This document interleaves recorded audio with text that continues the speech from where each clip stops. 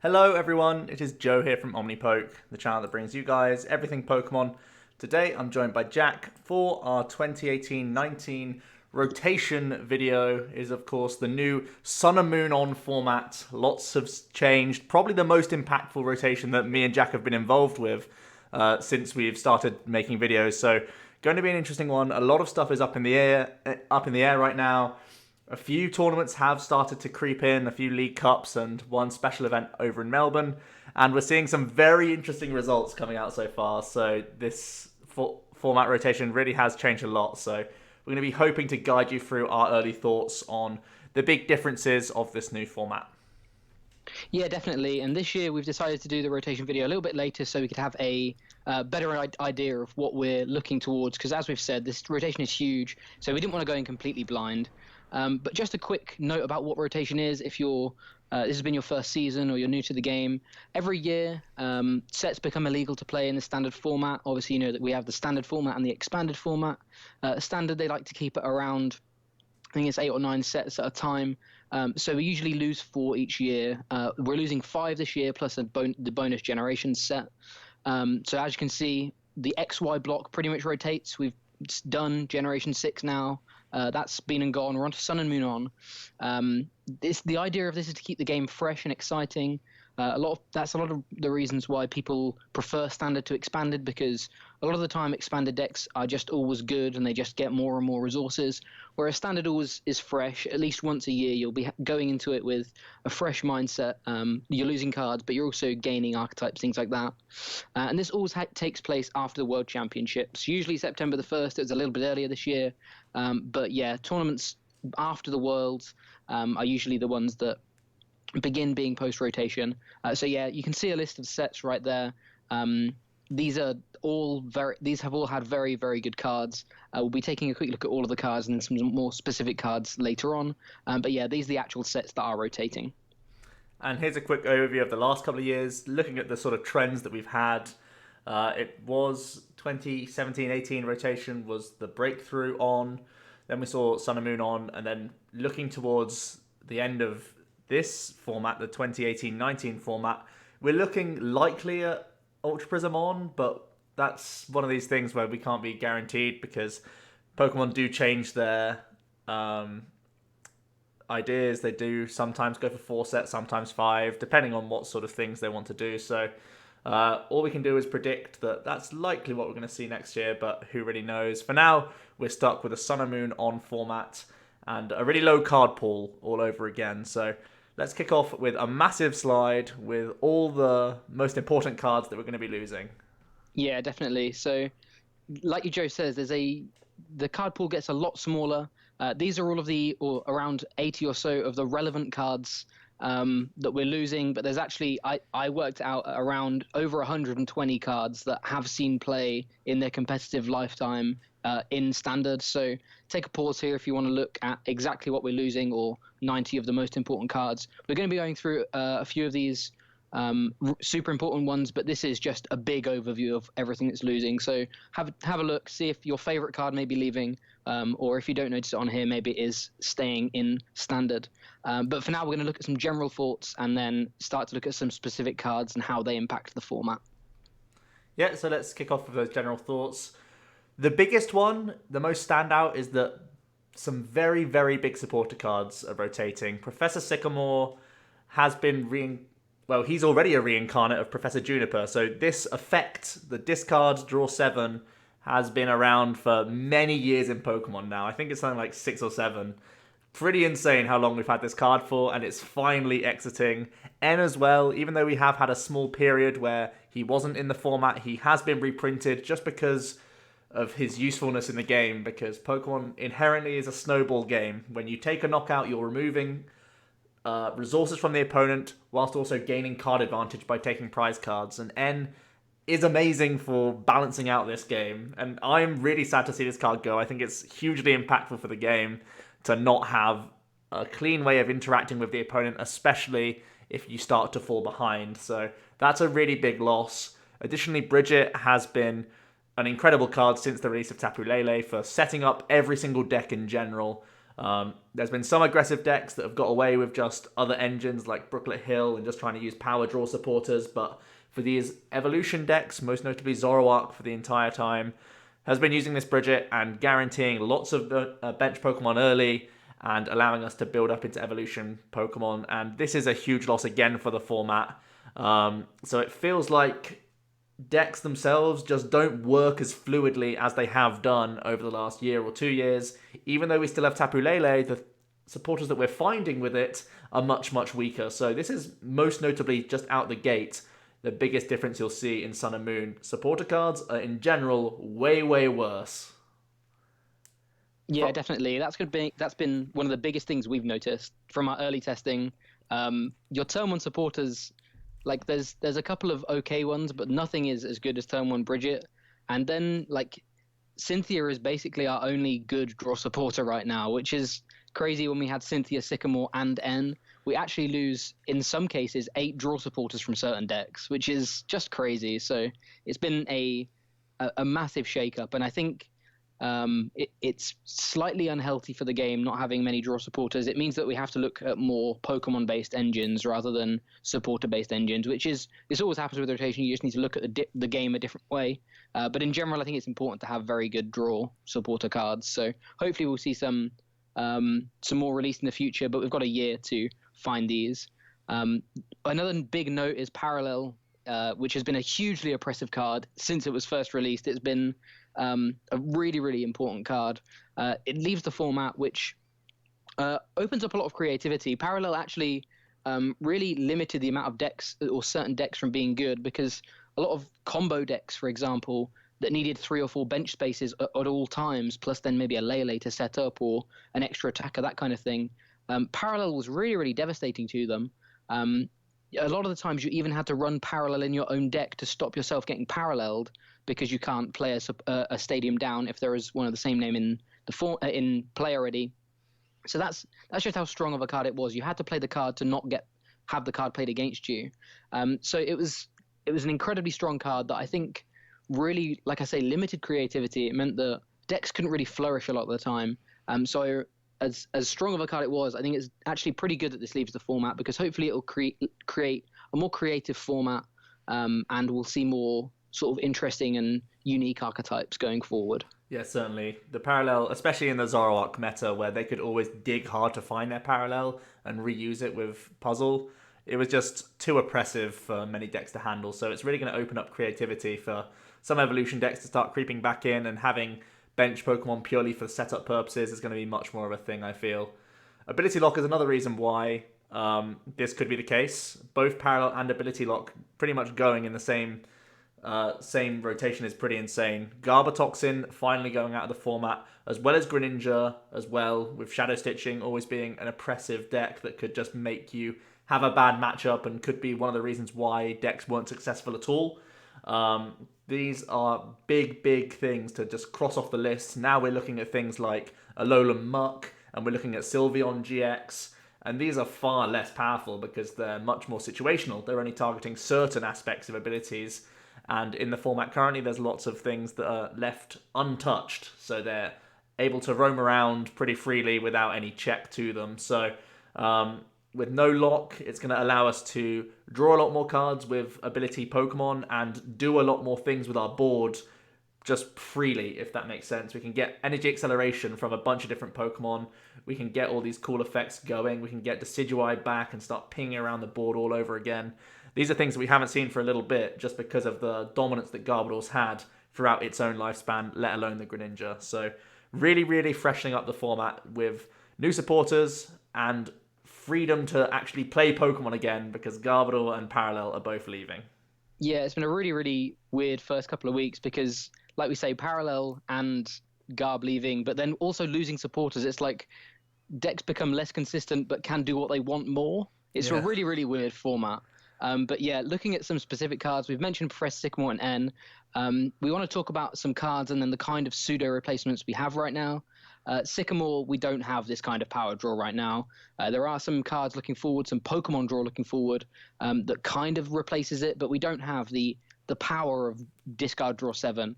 Like Joe says, it's been in the format ever since I've played, so This is super crazy for me to not have. And I think it's a huge change. Cynthia, like I say, is our best draw supporter right now. Shuffle Draw 6 is obviously fantastic. There hasn't been a deck where I haven't run for Cynthia yet, just because it's the best draw supporter we have and we need draw supporters. So it's pretty much a 4 in every deck I've played so far. Regarding N, it was obviously fantastic draw itself, but it also was disruption. For other effects, we have Judge. We also have Marshadow. Again, there hasn't been a list where I haven't wanted to run at least one Judge or one Marshadow, just because hand disruption is really, really important. I think a lot of people are going to try and abuse things like Sylveon's Magical Ribbon and Algorithm GX, all of these really, really strong attacks that let you get set up, or let you lead to being able to get set up by searching for tutoring 5 cards out of your deck and then ending your turn. You want to be able to stop decks sort of getting into the game if you can. And things like Judge and Marshadow are actually the only options we really have right now, or any playable options. We have a couple of others, but they're just far outclassed by Judge and Marshadow. That neither are as good as N. N is fundamentally one of the most balanced, if not the most balanced card they've ever printed. People hate it, but at the same time, it is, like Joe says, incredibly good for the game. So nothing will replace N, but we do have a couple of, like I say, pseudo answers that are much worse, but probably have to be played right now just to have some kind of interaction with the opponent's hand. It's really, really important for that. Yeah, and as you said, because Judge isn't so good early on, these sorts of early setup attacks are probably going to be creeping back into the meta. The beacons, the collects, the algorithms, the magical ribbons, all these sorts of attacks are going to start creeping back into the game. Even things like Big Will and Tempest GX get a lot of value. So keep an eye out for those sorts of attacks. They're going to be much more potent in this meta, because even if people are playing Judge, it feels like people aren't going to be playing 4 copies because it's detrimental to yourself a lot of the time, because you're drawing so few cards on your own end, unlike N. So it feels like these cards are going to be very, very powerful in the Sun and Moon meta. From there, we'll talk about Bridget. We already have mentioned her and how important she has been for setup.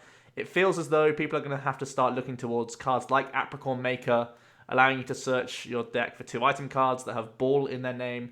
Typically, this is going to get you Nest Balls in the early turns, and then potentially in the mid to late game, if you still have Apricorn Makers left over, you can just grab yourself things like Timer Ball or Ultra Ball as well in that mix to try and get some evolutions rolling. So some people are experimenting with just Fan Club on its own, which is just like one less Bridget in general. Some people are trying to play Apricorn Maker because you're already playing Nest Ball. So if you can have physical Nest Balls in your hand in addition to Apricorn Maker, you're actually getting that sort of pseudo Bridget working. And the other alternative to that is to use cards like Lily, which on the first turn is very powerful. You can draw up to 8 cards, only exactly on the first turn. So Lily may not be a 4 of on it in its own right, but could be a 1, 2, maybe even 3 of if you're really desperate for draw supporters in certain decks, if you can lower your hand size enough.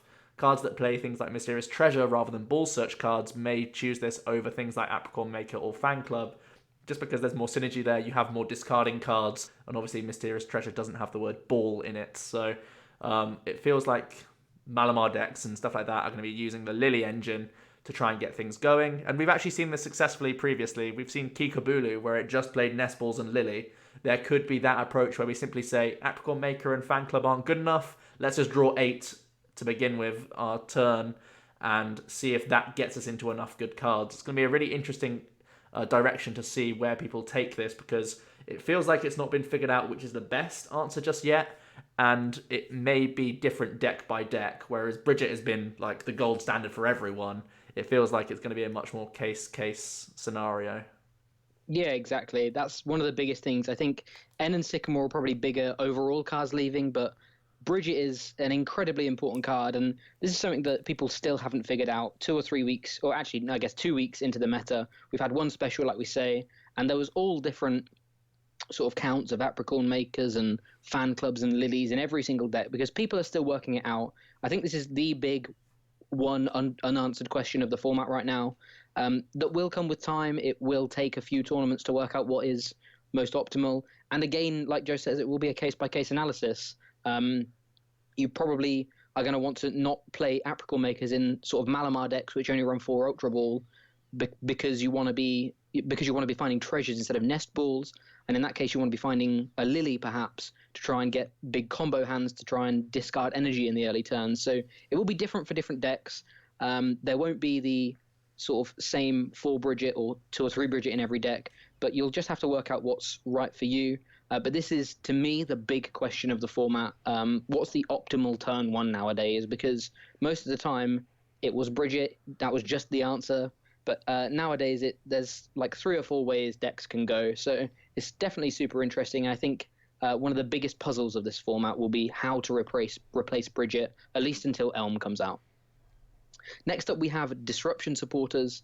The Disruption Supporters are sort of a big deal in their own sort of little package because they start to see more and more play right at the end of this format when Zoromag Cargo really started taking off. Because that deck was able to tutor out any card it wanted, and having access to the single tutor of the Disruption Supporters meant that you could always find them on the exact turns you needed them to try and stop combos happening. We lose 3 very, very significant ones. We lose Flare Grunt, which is fantastic for slowing opponents' actual Pokemon down. We lose Handiwork, which was milled from the deck, and we lose Delinquent, which was milled from the hand. All 3 of these do very different things, and for Handiwork and Delinquent, there really aren't very many other options. There's not too many discard cards right now. Skullgrunt is kind of a mix of Handiwork, a mix of Flagrant and Delinquent because it's discarding energy from their hand. But obviously the hand is private knowledge, so sometimes your Skullgrunt will be doing absolutely nothing, whereas Flagrant and Delinquent had guaranteed effects if you knew you could use them in the specific scenarios they were useful in. So Skullgrunt is a super pseudo option, but I don't think this is actually a bad thing. I think Disruption Supporters are good in small doses, but we had a lot of disruption in this format. We did also have a lot of recovery in the format, which also goes, but having a lot of good disruption can really make for a very unappealing game because it just means your deck doesn't get to do what you want to do. And what's the point of playing the game if you don't get to have fun and do what your deck wants to do? So I don't necessarily think it's a bad thing leaving, but it is definitely notable considering these were often a lot of times, especially in Zoro Cargo Mirrors, right before Worlds, around the ARG events that were doing well. These were often the answers to finding out or winning the mirror, ordering these supporters correctly, things like that. So it's pretty significant. Also makes mill decks a lot worse. We'll talk about specific archetypes a little bit more later on. But in general, we're losing a lot of disruption. We're losing a lot of recovery as well. But I don't necessarily think it's a bad thing, just for the health of the format in general. Yeah, it's a big relief for me. As we said, Ribbon just gets so much stronger now that there's no more N. So the fact that it can't Ribbon into these powerful tools anymore is just a big relief for me, because otherwise that deck could have been pretty toxic. From there, we've already mentioned Parallel City, and really, to be quite honest, there's no replacement for it. I mean, there is the Sudowoodo that has Roadblock, but you're also putting yourself to 4 bench because the Sudowoodo takes up a slot on his own, and it's 1 less slot than Parallel anyway. So Sudowoodo has been sneaking into some lists just to try and skew math, specifically for things like Zoroark GX. That may be where his role lies, but it's not going to come close to Parallel City. It was just such a versatile card. It could offer, pseudo healing by removing damaged Pokemon. It could hurt your opponent's bench size. It could reduce their damage output in like 1 or 2 different matchups as well. Just one of the most incredible cards we've ever seen. This dual type stadium. This is really one of the only ones that works, to be honest, but so versatile, so powerful. And as we said, it opens the door for lots of decks now, because basically Zoroark would have a stranglehold on random stage 2 decks because they could Parallel and Guzma up like your only other thing that's trying to evolve on the board, and then your setup's completely kaput. And that's not the case anymore. People can go wide once again, and that allows for more creativity in the format. So although it was such a cool card to use, and it was skillful at times when to play it and when to do it on your own side, stuff like that, that interaction is finally gone, and it's going to open up more possibilities for the future. Yeah, definitely. Like you say, Roadblock isn't the answer, but it is maybe an answer for decks that really miss it, and decks that kind of need that to skew that Zoro math to try and improve those matchups. I've just mentioned the recovery cards, and they are the next thing we're going to talk about. We lose Puzzle, Special Charge, and Super Rod, which are all hugely relevant. Obviously, Puzzle, it's on its own was a 4 of in Zoroark, Zoropod in EUIC, was the big revelation that trading into 4 puzzles actually wasn't that difficult, which just kind of made the value of the card grow exponentially. Every Zoro deck played 4 puzzle. You could trade away resources early game, puzzle back for them later. You could find your energy. You could find more disruption. You could find even just supporters. The fact this wasn't even a supporter for turn, it just meant you had access to basically everything in your deck whenever you wanted, even if you traded it away. So that in itself probably could have warranted a slide on its own. But in general, we also lose things like Special Charge. Special Charge was huge for sort of quad or pure special energy decks. Things like spread decks, which run 4 DC, 4 counter energy, often ran a 1 or 2 copy of Special Charge just because they were so weak to E-Hammer. You needed to have access to more than 8 energy cards just to be able to find them. Not because you were going to be attaching 10, 12 energy a turn. You just needed more physical energy in your deck to find them because you can only run 4 of special energy cards. So it was really, really important for those cards. And finally, Super Rod. Super Rod has been in and out of format for like the past 5-6 years, and then it was Night Maintenance before. So we've always had some kind of Pokemon plus energy recovery.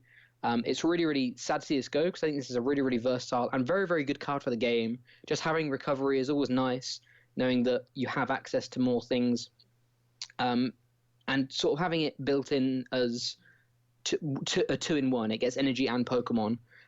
We also lose Brock, which isn't on here, but is like a double Super Rod as well. So that's worth noting. We lose a lot of recovery, which is potentially something that could be abused, but at the same time, as I mentioned with the disruption supporters, there aren't that many disruption supporters left. So whilst it's harder to get our energy back, it's also harder for our opponents to really abuse the lack of recovery we had in the format right now. So it's good that I guess these rotated with each other, or the fact that the recovery didn't rotate without like leaving the disruption in.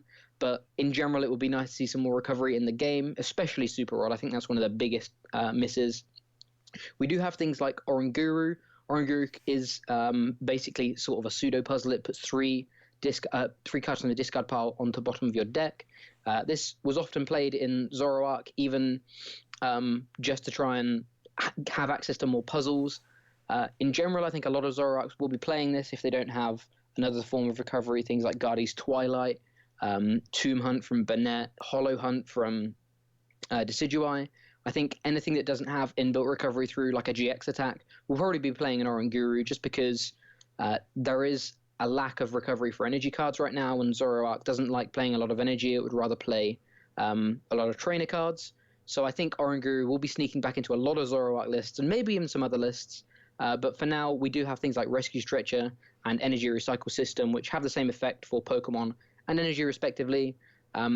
I haven't built a deck without Stretcher in right now because you need some kind of recovery in general. And I think for a lot of decks that run Super Rod, instead of Stretcher, they'll probably be looking at maybe even going to a 1 Stretcher, 1 Energy Recycle System split now, and having to find an extra space just because you need the versatility of being able to get Pokemon and energy back, which Super Rod did so well.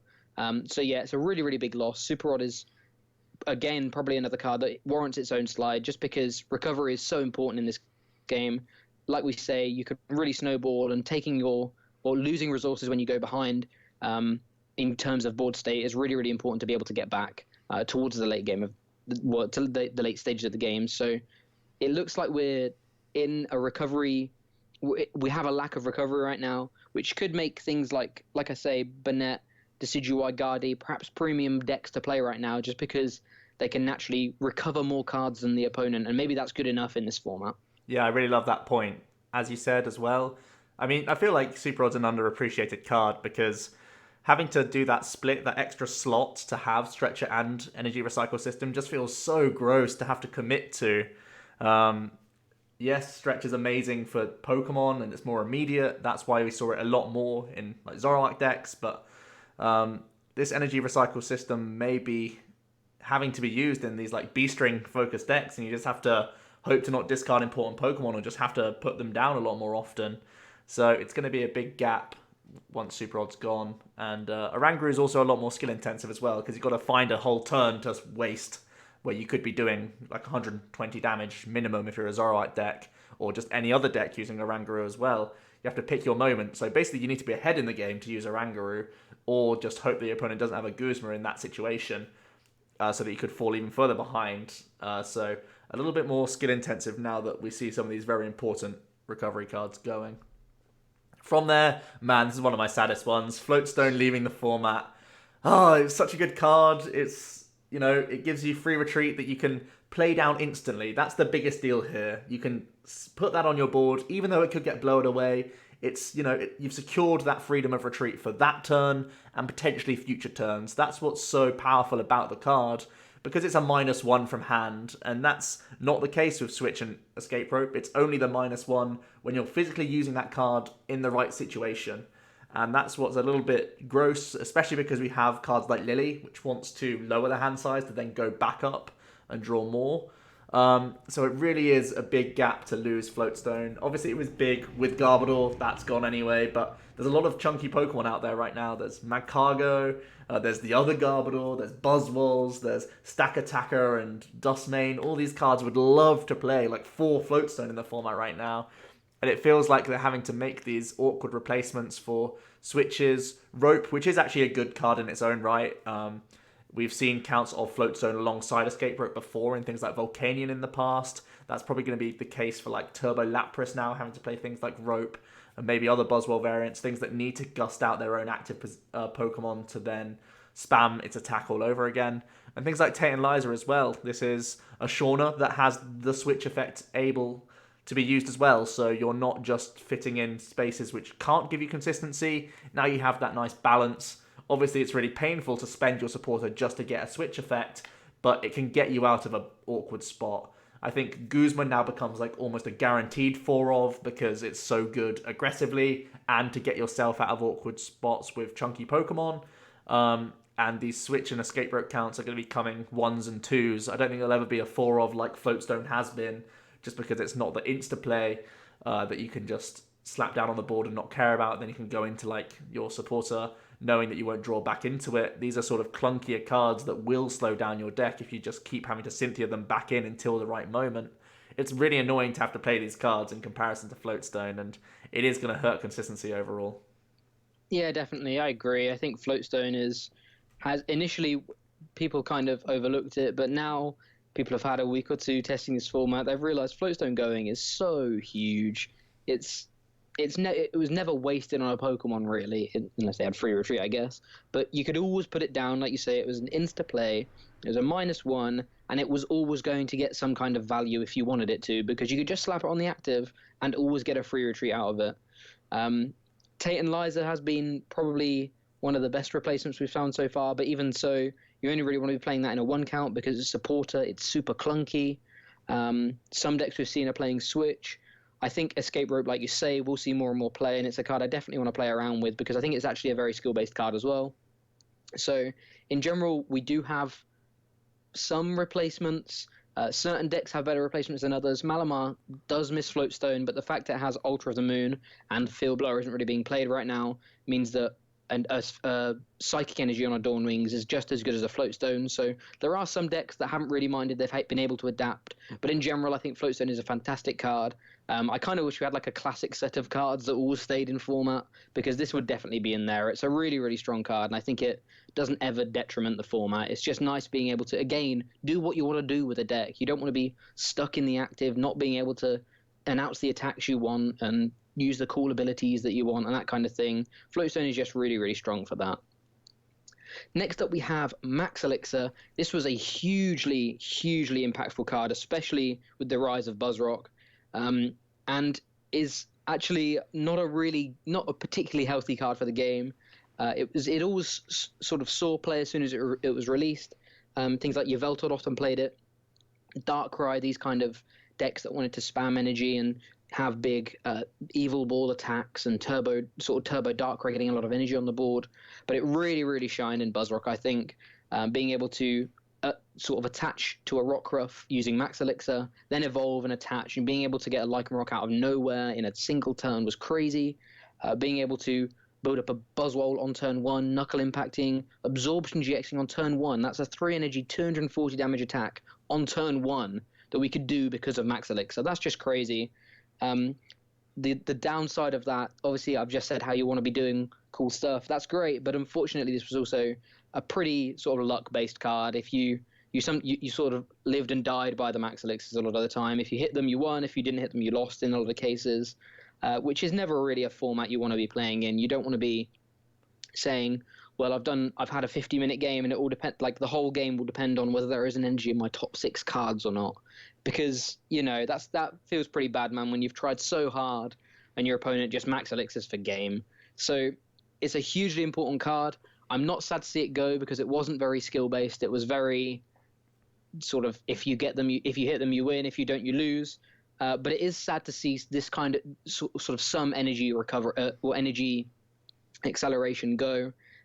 For beast decks, for ultra beast decks, we have beast ring, which is again not ideal for sort of the skill based, because sometimes you draw them and sometimes you don't, but it's a little bit more like you can discard cards in the early game, so you have more of a chance of hitting them in the mid game when you want them. You can hold hands of Cynthia and stuff, when you perhaps would normally just play a supporter to try and guarantee some beast rings. So it's a little bit less luck based. You can play a little bit more strategically with beast rings, but even so, it would be nice to see. I think I like Pokemon based energy acceleration, like Magnezone, Guardy, that kind of thing. So we do kind of have a replacement for ultra beast decks, but beast ring was pretty much played as a 3 or 4 of in these decks anyway. So, and a lot of the time, in all honesty, they were also playing max elixir. So even those decks that have beast ring as a replacement are still losing a 3 or 4 of in their deck, which was still hugely impactful. Yeah, it really was, and it was an additional incentive to play basic Pokemon, which you don't need an incentive to play basics. There's already so many incentives to play them. They're easy to search out. They're already ready to go, like with one attachment a lot of the time. So having this elixir as like additional help to the basics is just something we didn't need in the game. And looking back at it, it was one of the most insane cards I think we've ever seen. It is an insta-play that also deck thins whilst increasing your board and giving you more tempo all at once in an item. Just absolutely absurd. I'm pretty happy to see this card go. As you said, Jack, there is just those cheese moments where someone beats you because they hit 3 elixir turn 1 and you can't do anything about it. Good job. Like, that's just out the game now. So hopefully with this gone, we can start to see more setup decks emerge while you're not just getting tempoed out by the aggressive deck that hit too many energies in the early turn. Beast Ring is imbalanced in its own way, but at least you're the one controlling when your opponent can use it. Unless they're playing like wacky stuff like Electro GX, I guess. But you're the one, when a Beast Ring turn is active and you can prepare for that. Wasn't the case with Max Elixir, so it feels like a much more safe way to maintain energy. I think things like Wishful Baton and EXP Share have their own counters and limitations, so it feels like energy cards are being kept in check outside of like these ability Pokemon that you have to set up now in the format. And I think that's a much safer way to go for Pokemon for the rest of the format. Greninja and Garbodor, we've already talked about how ability lock is going, and the replacements are on the right. There's a Alolan Muck, which can prevent basic Pokemon from having abilities, and Glaceon, while in the active, can prevent GX and EX Pokemon's abilities. That's really good because Glaceon can be gusted out the way even if you're trying to use GX Pokemon's abilities, so that's something. And in general, there's lots of non-GXs which have abilities as well, which aren't shut off. And Alolan Muck, additionally, most of the time it's powerful evolution Pokemon which have abilities. Obviously, you're shutting off Lele and things like Oranguru, but you're not setting up the big scale strategies that people are going to build around, like Malamar, Gardevoir, Metagross, these sorts of things. So it feels a lot healthier and a lot more balanced. Greninja Shadow Stitching, probably one of the most potent attacks we've seen ever. That's why it was so successful throughout its career, even getting multiple top 32s at Worlds at the end of this year, even though it's a very, very old card. Additionally, Garbotoxin in the same set, a powerful card that saw play throughout, even though there was Field Blower, simply limiting the opponent's outs to draw cards alongside N especially was a real feels bad man moment where you feel so close to the game, but the opponent's able to take like a 6 prize comeback because you just have so few outs to recover if your deck is ability focused. So once again, it feels like abilities are going to be a lot more prevalent. There are still checks in the format outside of Glaceon and Alolan Muck. There's still Weavile, So people do have to be somewhat careful. Maybe that's the new answer to these crazy ability setup decks. But again, Weavile is something that your opponent or you can be in control of. You can choose to not go full wombo combo and just set up one or two of your abilities and be a bit more conservative and deal with their Weaviles and stuff like that. It feels a lot more in your control now as a player, and that's something that I really like to see in this new format. Yeah, definitely. Floatstone plus N plus Knockout was one of the biggest tempo swings in this whole game that it's ever seen. It's just crazy how many games that, like, me and Joe have both experienced being on both sides of the Garbodor field, losing a game when you're 5 prizes ahead because you're N to 1 and Garbotox is stuck, and winning a game because you've been able to end someone to 1 and stick Garbodor. So it was always a huge card. Like you say, even with Field Blower, it was definitely an incredibly strong card. And I like these other checks. I feel these checks breed more creativity because a lot of people would just throw Garb in anything that couldn't deal with things like Volcanion and these really strong ability decks. These feel like more specific decks that look to ability lock, but in a cool way. Alolan Muck is a bit more splashable, but Glaceon actually probably, because it has to be in the active, is probably going to be an attacker a lot of the time because we don't really have any strafers in the format very well. So a lot of the time we're going to be looking at attacking with Glaceon, which is very different because you actually put your ability lock sort of in the firing line. So not only can they Guzma around it, like Joe says, but they can also just take a knockout. And if you can't establish the ability lock again, well, they lose the ability lock. Obviously, you could take out the Garbodor, but if you were taking out the Garbodor, you weren't taking out the main attacker, which means they were keeping energy cards, they were doing more damage. So it was always a pretty sad state to be in where you have to take out the Garb when you've got a Buzzwole staring you down with 3 energy on it that's just taken a 2-prize knockout, but you can't win the game if you don't have your abilities online. So it's nice having these other ways of ability locking. Regarding Greninja, I've been a Greninja fanboy since day one, but it was time for it to go. It got super oppressive even in this format. I liked Greninja when it was more of a rogue deck and there were more checks to it. But there were times where this deck just got out of control. It was actually, I think, a really, really good call for Worlds because there was lots of new abilities and lots of GX Pokemon that it liked trading up to. But it was time for this card to go. As much as a Greninja fan as I am, which I don't like to admit, I am super happy for this to go just because you don't want to have to worry about it anymore. And it is very nice to just think, oh, we don't have to worry about Shadow Stitching and just losing the game because someone got a turn 2 water duplicates for 3, which is, again, another thing which is kind of luck-based. Sometimes it just in general wasn't a healthy archetype, I don't think. So it's good to see these go, and like Joe says, the form of checks to ability now, things like Weavile is a fantastic card in this format, I think. So it's going to be nice. I think they breed creativity. Greninja was its own thing. Garb could be thrown in anything, but things like Glaceon, Muck, and Weavile can all breed hugely creative decks in my mind. Next up, we have Buzzwole counters. Buzzwole has been one of the kings of this format, and the king always had the check of Mew and Mewtwo. Mewtwo was played in almost every Zoroark list up until Beast Rings, and pretty much Beast Rings were released. Then, because of the aggression of Baby Buzzwole, people had to start looking at Mew EX a bit more as well. You often had to stage 1, how does my deck beat Buzzwole? If it doesn't, I probably need to find space for a Mew or a Mewtwo to try and help with that matchup. We do lose these counters, but actually I think this is one of the least significant losses because we actually have some really, really nice things we can do with Latios and Deoxys now.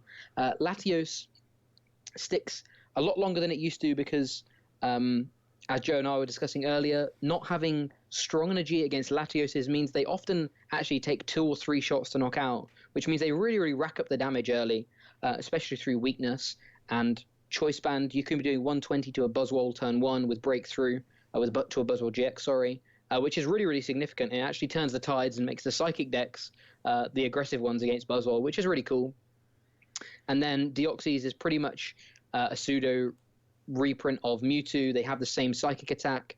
There's a couple of nuances that are different, but in general, this is going to be the attack you want to be checking Beast Ringed Buzzwole with because you're going to be able to knock them out with a Choice Band. So whilst we are losing two very versatile cards. Oh, it's even on the card. I didn't realize that.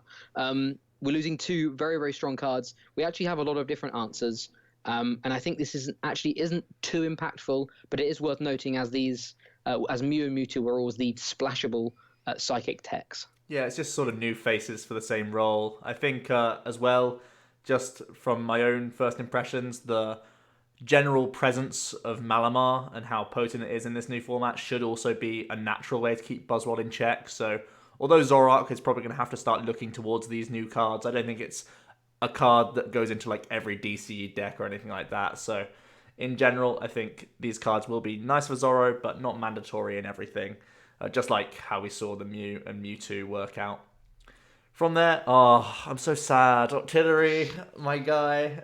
Such a great card for the game. Once during a turn, you may draw until you have 5 cards in your hand. Like, yes, we don't need to end proof anymore. And if you are getting judged, you're drawing 5 anyway when it comes to your turn. So the use of an Octillery in that moment in the game is no longer necessary.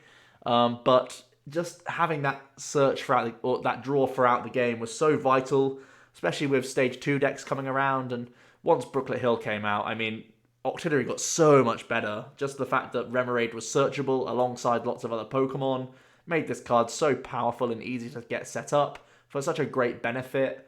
It's really upsetting to see this card go. It was great in Volk, BUZZWOLE, even like Guardy and Gallade Octillery. So many archetypes have had this as the backbone to get you out of tough situations and low hand sizes. It's a real shame to see this card go. What we have in its place is another one of my favourite cards, the Oranguru. Only taking up 1 slot of your deck is really nice, but Instruct is getting you far fewer cards and is getting you help a lot less often than Octillery will ever do.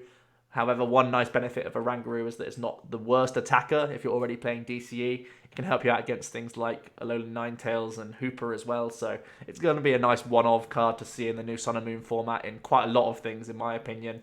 And then there's also the Magcargo. We've already seen how powerful this is alongside Zoroark. Maybe playing a few higher counts of things like Lily, so that you can draw just 1 or 2 cards, but the Magcargo gets you the exact ones, makes that powerful. Even things like Professor Kukui, I would hate to say it, but even How could be useful in an engine with Magcargo, who knows? And again, Oranguru, if you can lower your hand size enough in a deck like that, the Guru plus Magcargo combo could be powerful. Things like Acrobike as well. There's plenty of activators for Magcargo to stand out. So I think that card's going to be seeing a lot of play, not just in Zoroark, but in maybe 1 or 2 other engines. And even Alolan Sandslash. It allows you to draw 1 per turn, by the way, for those of you who are unaware of what it does. Really, we have this on the slide because it has the similar aspect of Octillery. It's easy to search out Alolan Sandslash because it's a water Pokemon. So if you're playing Brooklet Hill already, perhaps getting an army of Alolan Sandslash on your board is going to be a way for you to gain more hand advantage. It could even be used alongside Magcargo as well, so bear that in mind. There could be some neat synergy there. It does take up a lot of bench spaces, but now that Parallel's gone, that's far less of an issue for you. So we could be seeing an army of Sandslash on the board, or a combination of the Slug and the Porcupine together to get those crazy combos going. It's going to be interesting to see where things end up. A lot of the time at the moment, I'm just chucking in the Guru because it's just 1 space and seeing how that goes. But if we're getting to more combo-based decks, maybe some more B-string reliant decks, we're going to have some of these cards, these stage 1s, to get us set up. In general, much weaker than Octillery, but they can still serve a pretty good role here. Yeah, definitely. This goes back to sort of what I was saying about you just wanting your deck to do what it wants, and Octillery is a fantastic card for doing that because you didn't necessarily need to waste supporters. You could actually Skylar and feel fine with it because you knew you could draw 3 or 4 cards from Abyssal Hand as well. But at the same time, these cards are always so important, so they're always going to leave a big hole in the format. We looking forward a little bit further. We do get a Zeb Striker, which has a similar ability. It's not anywhere near as good as Abyssal Hand, in my opinion. But there is a kind of a pseudo replacement coming. But right now, Octillery, I think, actually is one of the biggest losses for this format, just because consistency cards, along with like this rotating with N and Sycamore, means we just see so much less of our deck, which is so weird because you want to be again, doing what you want, finding the cards you need. So not being able to find those cards is super, super sad. So yeah, I think Octillery is a huge loss. But that's sort of the specific cards we wanted to talk about. We want to look at how some archetypes change, kicking things off with Zoroark decks. In my opinion, Zoroark decks lose the most amount of cards because they lose Bridget, Puzzle of Time, Evo Soda, and then Psychic Attackers. Bridget, as we've said, was fantastic for the early turns. Puzzle was huge for recovery, and Evo Soda meant you, again, got into what you wanted to be doing. You wanted to be getting turn 2 Zoroarks to start trading through your deck, getting rid of the dregs, trying to find the good cards, and that's exactly what Evo Soda did. So they're all huge losses. And then, like we've mentioned, the Psychic Techs are still big losses, even though we have some alternative sort of options for them. Mew EX was the most sort of flexible one, and Mewtwo had an extra 10 HP than Deoxys does, which is actually really, really important because it meant you survived a non-boosted Baby Buzz hit, which often didn't happen because fighting has so much support, but sometimes that would happen. 130 HP was still a really, really important number, in my opinion. So they are still sad they're losing those Psychic Techs, but we do have possible replacements. They are pretty happy to see Parallel go. They're also sad to see it go, which is kind of weird because you could always find it and sort of oppress people out. But at the same time, you never liked being paralleled as a Zoro player because it, 1, limited your damage output, and 2, limited your draw power, which meant you're more likely you're not only more likely to lose, but even if you are in the game, you're going to be doing less than your opponent damage wise. So either way, you were behind on damage, which was pretty sad. Strong Energy going is nice because it means that in general, fighting decks are a lot less aggressive. Your Zoruas do still die to any of the fighting deck's attacks, which is sad. But it means your Zoroarks don't die anywhere near as easily, which is really, really important. It means that a lot of time, Buzzwoles actually do have to attach 3 energy to them to be one-shotting you, with either the Buzzwole or the Buzz GX. Sledgehammer is probably the only 1 energy attack right now that can take a one-shot on a Zoroark for 1 energy, off the top of my head. And that can be not only played around, but then only happens on 1 turn of the game if you want to, if you can take a prize elsewhere. So in general, Strong Energy was a hugely sort of huge detriment to Zoroark decks just because it made fighting so aggressive. Finally, Team Flare Grunt.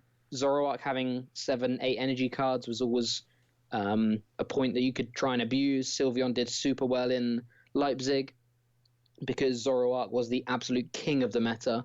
And that's simply because you're able to Flare Grunt them out of energy, heal out of the damage, that kind of thing. So it's a very, very important thing that Zoroark doesn't lose to that. Like I say, we do still lose a lot of the recovery as well, but we have Oranguru, and sort of you win that trade now, whereas a lot of the times you lost that trade before. Looking to the future, like I say, Zoroark, in my opinion, loses the most individual tools, but Zoroark is so strong it will adapt. The trade ability is so strong on a good attacker, on a stage 1, there's no way this card won't be relevant and probably won't be tier 1. I think this is undoubtedly going to be tier 1 at some point. It's just working out these new nuances. Like I say, working out the puzzle of how to replace Bridget is the key to me. And I think as soon as that happens, we're going to see Zoroark on top of the format once again. Yeah, I tend to agree. It's still a 1 attachment, fairly tanky attacker, which draws you cards. It's Acerolerable, it's max potionable. I can foresee the just stage 1 variants of Zoroark doing a little bit worse, like the Zoropods and the Zororocks of the world. Zororock feels a little bit weaker from how we've tested it recently. Zoropod as well, its damage output is a little weaker, so I'm thinking, just from the offset, that Zoroweavile looks to be one of the stronger stage 1 variants, as well as Zorogarb still being good even without Toxin. But I also foresee some of the stage 1 variants of Zoroark, stage 2 variants of Zoroark doing a lot better as well. Zorogardy, Zorodecidueye, a few other things like that may start sneaking into the format because we're able to just build a board once you get lots of Zoroarks going, and really in this sort of meta, the one who builds the bigger board can win the game a lot more, especially if you have that strength to close the game by seeing enough cards in your deck to get you the final pieces. So I'm looking forward to playing some Zoroark alongside stage 2s, because Parallel was really the only way that the stage 1 builds of Zoroark could keep up with them. Now that's no longer the option, so you can just build an even bigger board than the stage 1 Zoro Rush decks in a way, and outsmork them really with a big stage 2 Pokemon with too much hit points and too much damage to deal with. So that's going to be really fun to experiment with. And yeah, Zoroark is going nowhere, even though it's a little bit dodgier in the early game. It still finishes very strong and has a good mid game by, as we said, getting rid of the worst cards and drawing into as many as possible. Next up, we have the fighting decks. BUZZWOLE also losing a lot. We've already mentioned how important Octillery is for helping you. Although it was end-proofing in many situations, you're still wanting to continue to draw cards. On your B-string turn, it's super important to see as many cards as possible, to try and get as many as possible, because that's such an important accelerator, even more so now that we've lost Max Elixir, which gave you free attachments, which made Lycanroc such a potent attacker, because you could have your 1 energy attachments to the active doing a lot of pressure, whilst also charging up things on the bench for multiple threats. That's not going to be the case anymore. You're going to feel a lot weaker. Even if you are using Lycanroc for that gusting effect, we may be having to use things like Energy Switch to try and make that work out, to get a GX attack off with him. Feels a lot clunkier without these Max Elixirs. Strong Energy as well, just buffing anything, turning that BUZZWOLE into an absolute machine, being able to even knock out Stage 2 Pokemon. That's going to become more relevant now that it can't do that, because Stage 2s are creeping back into the meta, in my opinion. So although you can jet punch things for damage and setting things up, there's always healing in the format and stuff like that. So Strong Energy is a big loss for the deck. It hurts the fact that it can't KO every single basic Pokemon in the game anymore, whereas, like, evolving basic at least, it used to be able to hit 70 really casually by just going Brooklet Hill, attach one of your 4 Strongs or your 5th Beast Energy. Now you just have to high roll the Beast Energy to have that sort of aggression. So BUZZWOLE loses a lot of pace and a lot of raw output as well, so it definitely does lose a lot. That said, it still has good aggression, because it still has 1 energy attachment and can swing, and at the same time it still has B-String, which is a way too good card to not see play. Like, so easily going to see play that I think from the early results from Cups and stuff, it feels like BUZZWOLE's kind of the sleeper right now. I feel like we can reinvigorate him, breathe a breath of life back into this guy, because he just still has powerful raw stats. Baby BUZZWOLE still has an insane swing turn and is very efficient on his own. Diancie's still an incredible card. I think BUZZWOLE just had too much in the previous metagame. Now it seems to be more fair, but still has those busted turns where you hit multiple B-string and just really go wild. So we're happy to see the Mew EX sort of like DC cheese the game. We're really happy to see that go. You're pretty much only scared of the Psychic deck, like the full-on Psychic decks now. The Malamar decks are very difficult in my opinion, especially because Strong goes. Strong really helped you deal with Inkays and hope to deteriorate their board. That's much more difficult now. You have to try and set up multiple Jet Punches to deal with multiple Malamar in a turn, and you kind of have to get lucky for that to pay off for you. Maybe they miss evolving 1 or 2, and then you can catch them off guard. But overall, I think BUZZWOLE is still a contender, seeing as though Zoroark is still a contender, and because B-String is an absurd card. And yeah, I'm not sure if Lycanroc's still going to be played in the deck. We could be trying E-Switch build, or we could be going to just Magcargo Guru, or even just having like a heavy Sand Slash build, something like that, to complement BUZZWOLE to make him draw a lot better. Because, you know, B-String's just insane. You can't not play this card. It's going to find its place in the meta because it just does too much damage early and late in the game. Yeah, definitely. I think, like you said, BUZZWOLE had just too many resources, which actually may be the reason that people are sleeping on it right now, because it lost so many good things. People are like, oh, it lost so many good things, it's not going to be good anymore. Well, this is probably like the BUZZWOLE that they intended, because this is probably fair BUZZWOLE rather than absolutely bonkers broken BUZZWOLE. So yeah, definitely give this guy a try. We've had some people in our testing group starting to, well, really enjoying BUZZWOLE, and it's definitely one me and Joe want to try. So even though we lose a lot of the aggression, like you say, B-String is a broken card, and if you can just hit some B-Strings in a game, sometimes that can be enough to win. So definitely give BUZZWOLE a try. Don't sleep on the fact that we lose Octillery and Strong Energy and Elixir, because at the same time, the 30-30 snipes seem to be more impactful than ever before right now, especially with stage 2s having very, very high HP. We want to be able to lower them down, get them in range for the mid to late game where we can do some of these knuckle impacts and other strong attacks. Next up, we have Malamar decks. Malamar is another really, really interesting one because it actually doesn't seem to lose too much. It loses Sycamore, which was a really, really strong way of discarding energy in the early game, but we've just had an Acrobike reprint, so wasn't sort of desperate to play for Sycamore. We now have Acrobike, so we have other ways. Floatstone, again, was a pretty big one, especially because we wanted to invasion free retreat, basically giving our whole board free retreat. But as I've mentioned before, we have Altar of the Moon, which means psychic energy become floatstones technically if Moon is in play, which is, still pretty strong. You're going to be running, instead of running 3 floatstones now, you're running actually 7, maybe even 11 floatstones technically. So in general, we have a kind of replacement for that. And Max Elixir started to see play. It took a while for it to become staple, but did eventually become staple for trying to, again, kind of cheese out in the early game and get a strong attack at early doors. We now have Beast Ring for the Ultra Mally list, so there's even a replacement for that, which is cool. It actually doesn't lose too much, which is nice. You're also incredibly happy to see things like Parallel Go, which really, really try to hemorrhage your board early and stop you getting inkeys down. Garbodor was obviously a hugely impactful card. This was a really, really ability-focused deck.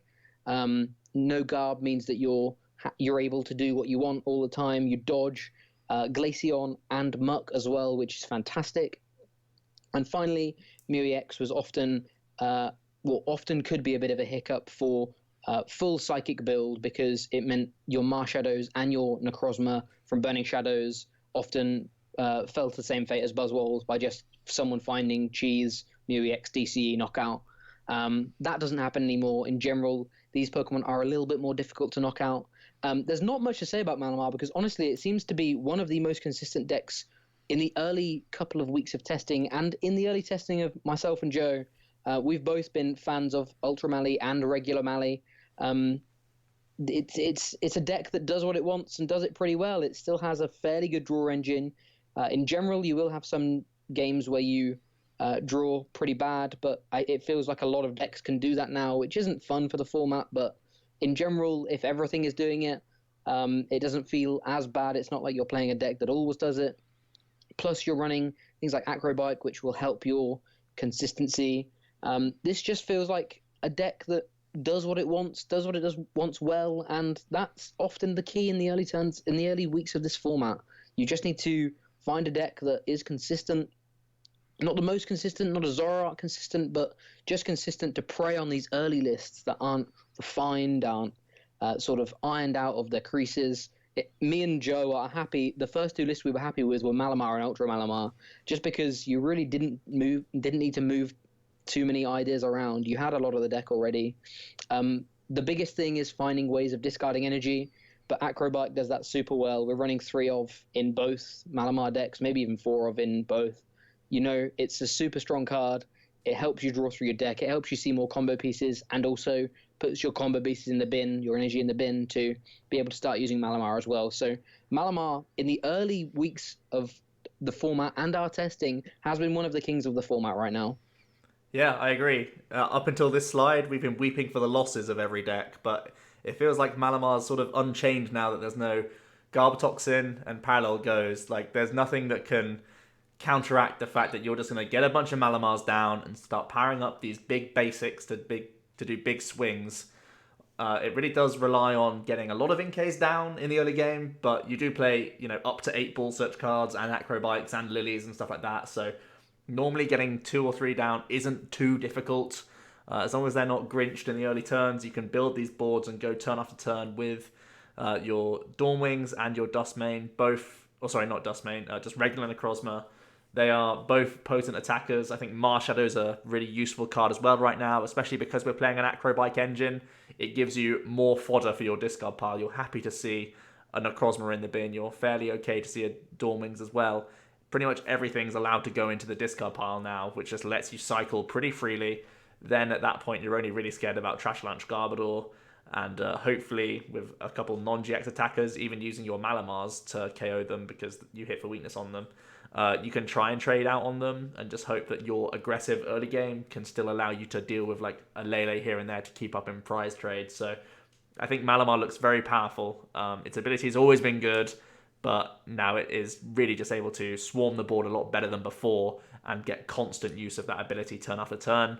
And it's just such a good one. It's a gold standard of abilities, really. Energy from the discard pile is just exactly what you want because it's so easy to spam and reuse. It's a really, really nice deck, I think, right now, the pair of them, especially with B-String to fall back on as well if things don't go quite as planned, or just to go even further and just set up a place where you cannot lose because there's just too many energies on the board, even with just one or two Malamars in play. It seems to be a really strong contender. Type-wise, it still can get targeted. Dawn Wings and regular Necrozma have some issues. And as I said, there's things like Weavile and Trashalanche which can keep this deck in check, so it's not like it's tier 1 guaranteed top contender, but it seems to just move a little bit smoother than a lot of the other decks we've been trying out so far because Mysterious Treasure is such a damn good card, and going low with a hand size with many cards that you're happy to discard just really helps the format because we're using Cynthias and Lilies, which are far worse supporter cards, but because we've cycled so much naturally, we still draw and hit the cards we need, so it just seems to be a good functional deck right now, and that's really all you're looking for in the early turns while other people scratch their heads and try and make clunky stuff work. From there, let's look at Rayquaza, one of the big winners of the Worlds, really. It got 3 places in top 8, one made top 4, I think, so it really did shine of how powerful this aggressive deck can be. Well, thanks to Max Elixir rotating, as well as Sycamore and Floatstone, it's a lot less aggressive now. It really does feel like Rayquaza has had one moment to shine as a turbo build, and will now sit back and relax as a setup card. I think we'll be looking towards using Latias Prism Star a lot more if you want to go an all-basic build, use things like Wishful Baton and EXP Share, or, as we've seen in early League Cups, being combined with Vikavolt to get more energies into play, and it allows the Rayquaza to, again, just get into these ridiculous one-hit KO numbers, and that's going to be really cool because you have that GX attack, Tempest GX, that allows you to be sort of greedy on your first turn. It allows you to be like, well, I can Lele for this one setup supporter like Fan Club, knowing that I'll have no other hand remaining because I'll just attach a grass and just get 10 new cards. That's going to give me really good odds to hit a Vikavolt on turn 2. And if that happens, you're going to start getting a bunch of energies into play. Amazing for your Rayquaza's output and, of course, just to get him attacking in the first place. So Ray Vikavolt does seem fairly potent right now. I think it's reasonable in our early testing. I don't think it's insane, but I think it's very reasonable. And the list that we've seen in the Cups and the specials can be ironed out, in my opinion. Rayquaza's happy to see the simple attached DC, attached choice band knockout attacker from Sylveon EX. There's still Baby Lele, and there's still the Dedenne, but those are slightly more awkward. The Tapu Lele requires Fairy Energy, and the Dedenne requires the choice band, the DC, but also a lightning Pokemon on the bench, so not quite as awkward as a Sylveon could have been. Seeing Parallel Go is also really nice. That was a way to reduce your damage output at times if you had to get rid of attackers. And seeing N Go is great because Rayquaza was one of the most aggressive decks and can continue to be an aggressive deck. If you get a turn 2 Vikavolt, you're still, hyper aggressive in terms of what other decks can do on turn 2 or 3. So I think there's still a chance for Rayquaza to be a good all-basic deck just because we have likely less Field Blower in the format, so cards like EXP Share and Wishful Baton can get their value, and we'll actually start to see Latias Prism Star and how good it can actually be in this sort of climate now that we don't have Elixir. Basically, there were some decks at Worlds that just didn't even play Latias because it was so easy just to use Ray's ability alone alongside Elixir. Now we're going to have to sit back and use Latias for at least 1 or 2 turns, become a bit of a setup deck, get like 6 or 7 energies on the board, and then start putting those tools on so that it never depletes. Or you can go down the stage 2 line and hope that Tempest gets you into a nice hand that then gets the whole deck rolling. Both things seem very viable. I think Rayquaza is a powerful card. We've seen that. The proof's there. And it's going to be relatively easy to adapt, I think, as we've already started to see people make the jump for these new lists. Yeah, definitely. Obviously, this did incredibly well at the special this weekend. And I think that was because, one, it was kind of an unexpected archetype. A lot of people weren't expecting Vika to be bonkers, so weren't testing against it. But two, it's another deck that just is quite linear, but also just does what it does. Like you mentioned, Tempest GX is so much better in this format now, especially not only because we lose end, but also because of the lack of draw supporters. So in general, it kind of had the Malamar feeling. Drawing 10 cards often leads to Candy Vikavolt, and that's pretty much all Rayquaza needs. It feels a lot like Tapu Bulu did, where you just need a Vikavolt and you can start doing Vikabulu things turn after turn. This feels a lot more aggressive, but also a lot more fragile than Vikabulu from our early testing. But that being said, I think it is a strong play right now. I think it will probably drop. I think it's probably tier 1 right now, whilst things are still being refined, but we'll probably drop to tier 2 when we have a bit more of a refined metagame. But I don't see it going too much lower than tier 2, just because Vikavolt is an incredibly strong card, Rayquaza is an incredibly strong card, and you can cheese games with this. I've seen people do 210, 240 even this weekend in our sort of testing sessions. We had someone do 240 turn 1, which was just absurd. Turn 2, sorry, which was just absurd. So this still can be hyper aggressive, even losing the aggressive tools. So I think this will always be at least probably a tier 2 archetype, just because of the strength of Rayquaza. Looking at some mill and stall decks, just briefly, they're kind of in a weird position because they lose all of their disruption supporters, like I mentioned. Delinquent, Rocket, and Flagrant all go. But at the same time, a lot of the recovery cards go. Puzzles, along with Super Rod, Special Charge, and Carbink, Break, and Energy Keeper, actually. All of those go.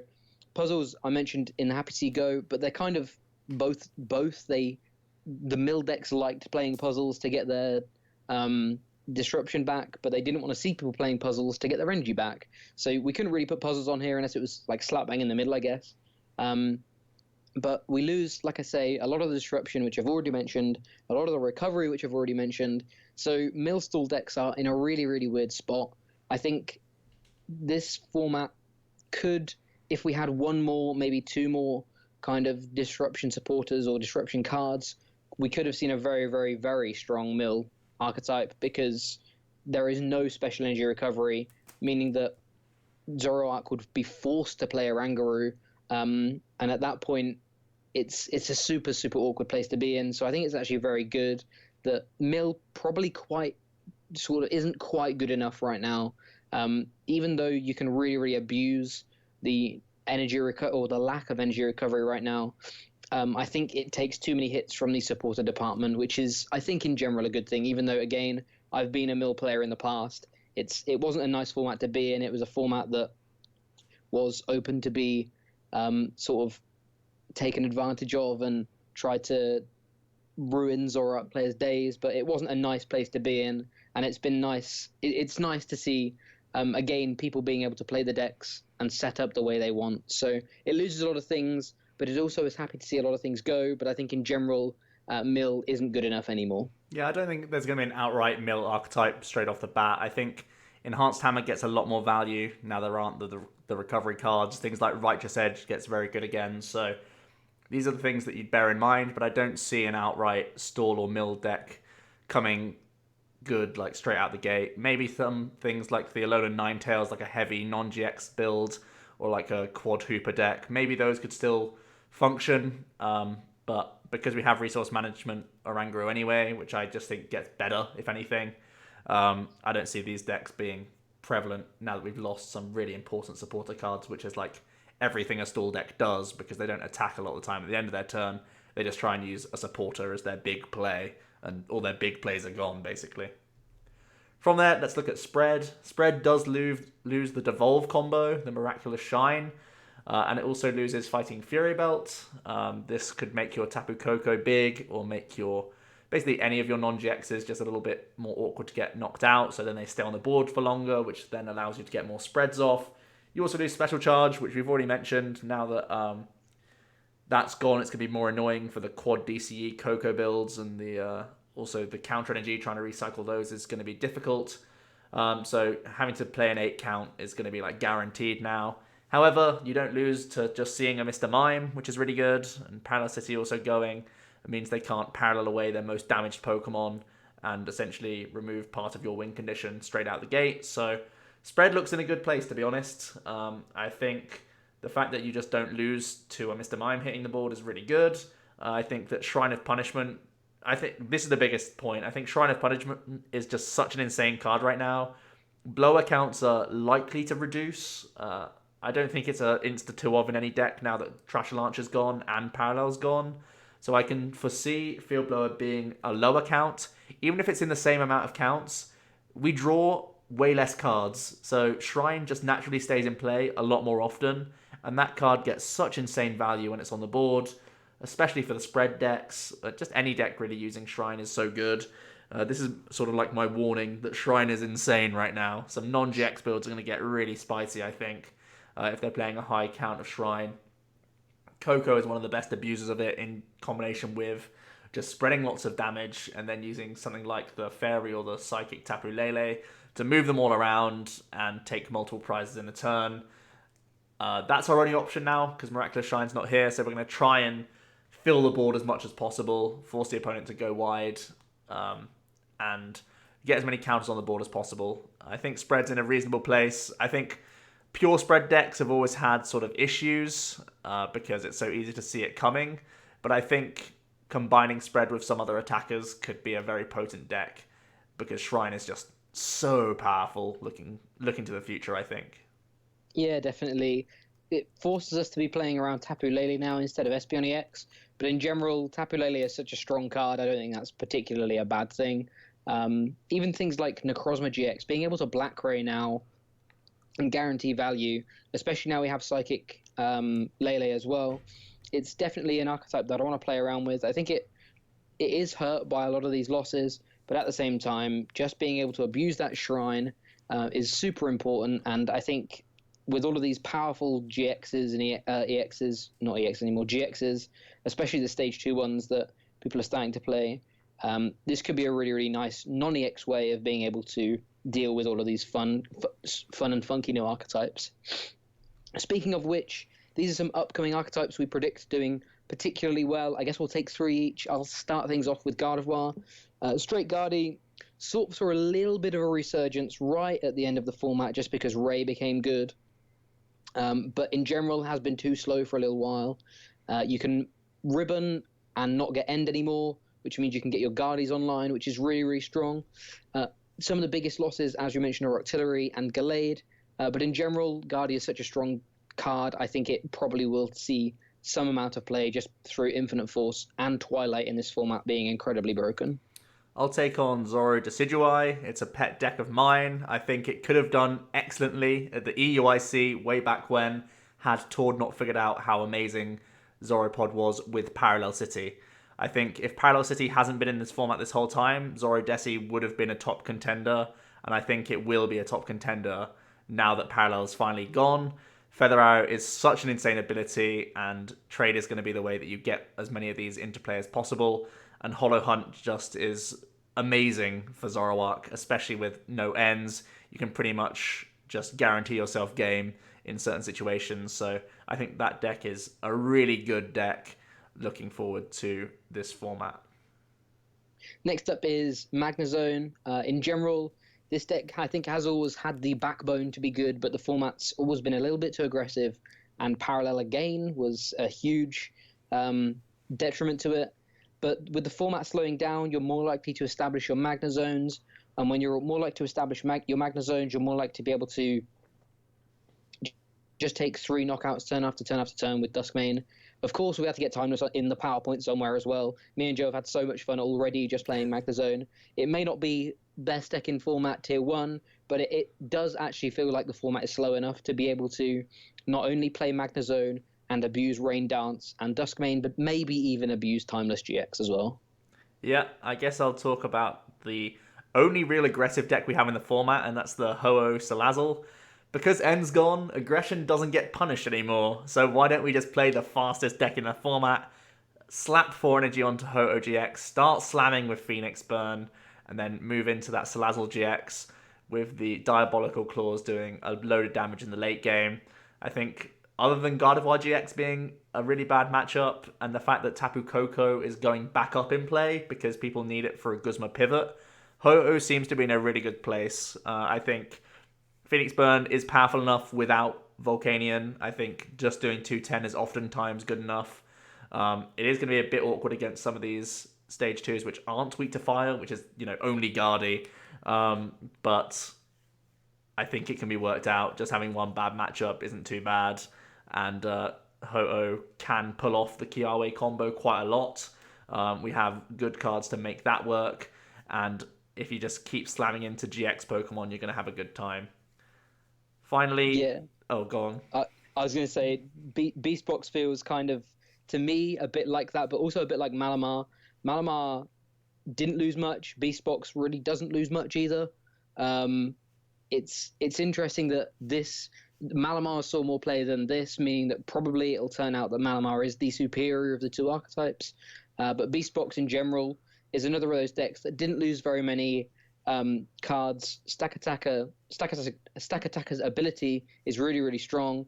And Naganadel has a really, really nice one energy attack. It is weak to Psychic, which is the biggest downside, I think. But in general, maybe there is space for Stack Attacker Naganadel deck to be around somewhere, just because being able to tank hits plus hit 100, 130 even with Beast Raid for one energy in combination with things like Acerola and Max Potion, I think there is still room for this, even though Malamar was the first deck to be played and, in my opinion, sort of perfected in the early sort of doors of tournaments. The fact that Naganadel lost nothing really means that there is potentially still room for this archetype, I think. Right, so that's all the upcoming archetypes. Now let's have our own personal thoughts. We've already given you hints as to what we're sad about losing. I think for me, N has been one of the best cards of the game, and I would happily see it back in any form, like, as soon as possible. I think comeback mechanics are really important for the game. We have Counter Energy and Counter Catcher. I don't think they provide enough support. I think we'll need something like N, which is great in the early game and also great in the late game. We're just begging for more supporters right now in general, and N is good at pretty much all times. So I'd really love to see a mechanic similar to him come back, if not just a complete reincarnate. I'm also sad to see Octillery go. I played it personally in a bunch of decks. I played it in, Aquabox, Volk, Buzzwole, all sorts. Even like Gallade Octillery was a pet deck of mine when we had the Karina engine. Like, all sorts of decks I played Octillery in. So nice for the game, and it's a shame to see this one go as well. The one I'm happy to see go, Parallel City, man. It just was such a stifle on creativity. You just think about a deck, you come up with something spicy, and you're like, oh, Zoroark can just parallel Guzma your one other thing that's left on the board, and it's game over again. So seeing that go opens up the doors for lots of creativity, and I'm super happy to see that in this game. Yeah, definitely. I think I would have basically said the exact same three cards, but I wanted to have something different. So Bridget is a fantastic setup card. I've been saying all day, all video, how I just want to set up my deck and do what I want, and Bridget helped with that. It was really, really important. That being said, Elm is almost guaranteed for our November set, which is a pseudo replacement to Bridget in some decks. So hopefully there is some kind of similar archetype coming very soon. Well, there is, so that's good. And one that, again, I couldn't not talk about, I think Joe would have struggled to not talk about as well, is Mega Guardy. It's both of our best placements in a big tournament so far. Joe in Leipzig and then me in Sheffield. So we couldn't not talk about this, even though it hasn't been good for probably a year now. It's still super sad to see, like, at least one of my favorite, probably my favorite Mega Pokemon go, and one that is close to both mine and Joe's hearts here at OmniPoke, because we've both been successful with it. So yeah, even though it's trash now, it was fun to play, and I think we always tried to make this work, even in the formats where it just never was going to. We always the The first day was just, can we make Mega Guardy work? An hour of realizing we can't, and then moving on. So it's sad that we can't do that anymore, but it is still an expanded, and you do have the cards like Shaman and VS Seeker, which made it broken in the first place. So maybe we'll be going to some expanded tournaments sometime. I don't know. I'm happy to see Greninja go. Like I mentioned, Greninja was a pet deck back when it was good, but wasn't as oppressive as it is now. I played it for the first Nationals. It was legal and did well with it. And then kind of put the deck down and didn't really play it. It was then kind of seen as a bit of a meme on our channel. We made forfeits based on it. Me and Joe played it in a cup with bursting balloons just this past month or a couple of months ago. So it was then kind of a meme. So again, it's another card that is close to my heart, but also needs to go. It's too strong. It's a non-EX that does damage along with ability locks, one-sided ability locks that can then evolve and start sniping 6 counters per turn. So yeah, it needed to go. It was good while it lasted, but this card was way too good. And I would have been happy to see it go pretty much as soon as we first rotated some of X and Y out, even though it had only just been released, just because the card was way too good. When it worked, at least. When it worked, of course. So that's it, guys. That's our initial thoughts on post-rotation. We're going to be getting into loads of deck lists. Me and Jack are testing every day a lot right now. We're really into the game. It feels so fresh, so new that we just have so many questions that we need to answer. We're naturally playing a lot of games right now. And that's just going to lead to lots of frequent content. So we're hoping to be daily for the next couple of weeks. That's a big commitment, but we're going to try and stick to it as best we can. There's going to be a few tournaments locally that we'll go to. And at the end of the month, we're both going to Frankfurt Regionals as well. So we're going to be testing like crazy to get stuff nice and prepared for that big tournament where we need to start getting our points on the board for Worlds. And yeah, are there any other thoughts, Jack? Other than that, just make sure you're staying true to the channel, of course. We stream twice a week as well, a couple of hours on a Monday and a Wednesday. Just come and say hi to us, even if you can't stay too long. We're always going to be testing, doing something fun with our friends. And yeah, other than that, we're kind of this is the new format. This is what to expect from us. So yeah, just stay tuned. Thank you very much for watching. It took us a lot of time to prepare all of this. So we hope you enjoyed it. And yeah, we're looking forward to seeing you hopefully in daily content starting in the next couple of days.